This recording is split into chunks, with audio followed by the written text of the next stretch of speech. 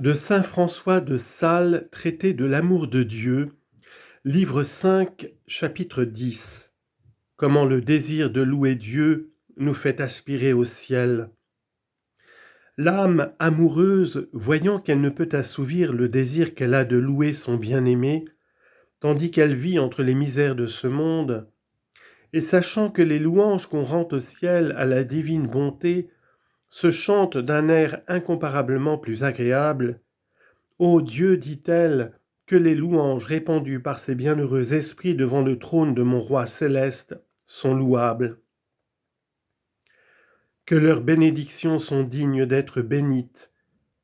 Oh, que de bonheur d'entendre cette mélodie de la très sainte éternité, en laquelle, par une très suave rencontre de voix dissemblables et de tons dispareils, se font ces admirables accords dans lesquels toutes les parties avançant les unes sur les autres, par une suite continuelle et incompréhensible liaison de chasse, on entend de toutes parts retentir des perpétuels « Alléluia ».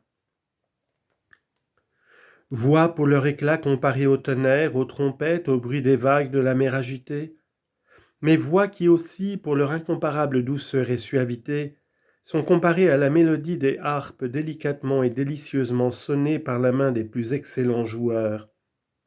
Apocalypse 14.2. Et voix qui toutes s'accordent à dire le joyeux cantique pascal « Alléluia, louez Dieu, Amen, louez Dieu ». Car sachez, Théotime, qu'une voix sort du trône divin, qui ne cesse de crier aux heureux habitants de la glorieuse Jérusalem céleste, « Dites à Dieu louange, ô vous qui êtes ses serviteurs et qui le craignez, grands et petits. » À quoi toute cette multitude innombrable de saints, les chœurs des anges et les chœurs des hommes assemblés, répond chantant de toute sa force « Alléluia, louez Dieu ». Apocalypse 19.6. Mais quelle est cette voix admirable qui, sortant du trône divin, annonce les Alléluia aux élus, sinon la très sainte complaisance, laquelle, étant reçue dedans l'esprit, leur fait ressentir la douceur des perfections divines, ensuite de laquelle naît en eux l'amoureuse bienveillance, source vive des louanges sacrées. Ainsi, par effet, la complaisance procédant du trône vient intimer les grandeurs de Dieu aux bienheureux, et la bienveillance les excite à répandre réciproquement devant le trône les parfums de louange. C'est pourquoi, par manière de répondre, ils chantent éternellement Alléluia, c'est-à-dire louer Dieu. La complaisance vient du trône dans le cœur, et la bienveillance va du cœur au trône. Oh, que ce temple est aimable où tout retentit en louange! Que de douceur à ceux qui vivent en ce sacré séjour où tant de philomèles et rossignols célestes chantent, avec cette sainte contention d'amour, des cantiques d'éternelle suavité. Le cœur donc, qui ne peut en ce monde ni chanter ni entendre les louanges divines à son gré, entre en des désirs non pareils d'être délivré des liens de cette vie pour aller en l'autre, où on loue si parfaitement le bien-aimé céleste.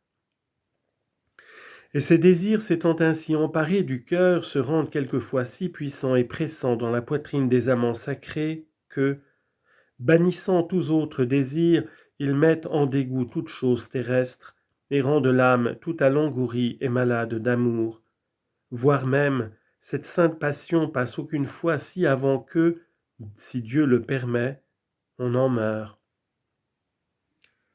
Ainsi ce glorieux et séraphique amant saint François, ayant longuement été travaillé de cette forte affection de louer Dieu, enfin, en ces dernières années, après qu'il eut assurance par une très spéciale révélation de son salut éternel, il ne pouvait contenir sa joie et s'allait de jour en jour consumant, comme si sa vie et son âme se fussent évaporées, ainsi que l'encens sur le feu des ardents désirs qu'il avait de voir son maître pour le louer incessamment.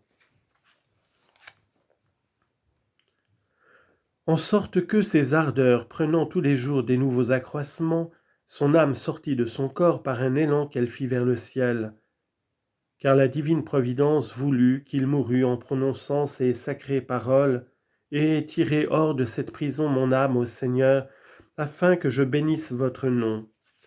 Les justes m'attendent jusqu'à ce que vous me rendiez la tranquillité désirée. Psaume 41, verset 8. Théotime, voyez de grâce cet esprit qui, comme un céleste rossignol, enfermé dans la cage de son corps, dans laquelle il ne peut chanter à souhait les bénédictions de son éternel amour, sait qu'il gazouillerait et pratiquerait mieux son beau ramage s'il pouvait gagner l'air pour jouir de sa liberté et de la société des autres Philomèles entre les gaies et florissantes collines de la contrée bienheureuse. C'est pourquoi il exclame « Hélas, ô Seigneur de ma vie, et par votre bonté toute douce, délivrez-moi, pauvre que je suis, de la cage de mon corps, retirez-moi de cette petite prison, afin qu'affranchi de cet esclavage, je puisse voler où mes chers compagnons m'attendent, là-haut au ciel, pour me joindre à leur cœur et m'environner de leur joie. Là, Seigneur, alliant ma voix aux leurs, je ferai avec eux une douce harmonie d'airs et d'accents délicieux, chantant, louant et bénissant votre miséricorde. Cet admirable saint, comme un orateur qui veut finir et conclure tout ce qu'il a dit par quelques courtes sentences, mit cette heureuse fin à tous ses souhaits et désirs, desquels ses dernières paroles furent l'abrégé, paroles auxquelles il attacha si fortement son âme qu'il expira en les soupirant. Mon Dieu Théotime, quelle douce et chère mort fut celle-ci, mort heureusement amoureuse, mort saintement mortelle.